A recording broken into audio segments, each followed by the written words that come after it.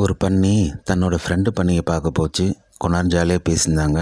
அப்புறம் என்னப்பா கல்யாணம் ஆகிடுச்சு, எத்தனை பசங்க உங்களுக்குன்னாங்க. அதோ விளையாட்ருக்காங்க பாருப்பா, அவங்க தான்ப்பா என் 3 பசங்க அப்படின்னு சொல்லிச்சு. என்னப்பா 3 பேரும் தனித்தனியாக விளையாடுனுக்குறாங்க, ஏன் ஒன்றாவே இருக்க மாட்டாங்களா அப்படின்னு கேட்டுச்சு. இல்லைப்பா 3 பேரும் ஒரு விதமாக இருக்கிறாங்க, அதுதான் இங்கே பிரச்சனையே அப்படின்னு அந்த பன்னி சொல்லிச்சு.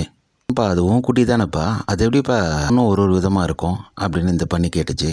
அதுக்கு அந்த ஃப்ரெண்டு பண்ணி சொல்லிச்சு, இல்லைப்பா நான் வாழ்க்கையில் ரொம்ப பத்திரமா சந்தோஷமாக இருக்கணும்னு ஆசைப்பட்டு முதல் குட்டியை பெற்றுக்கிட்டேன்.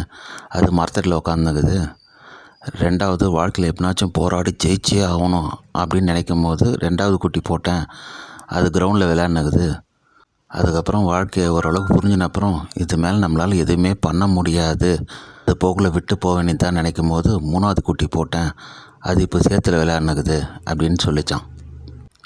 இது கதை அல்ல, இது கர்ம வினை, கரு அமைப்பு அப்படின்னு சொல்லுவாங்க.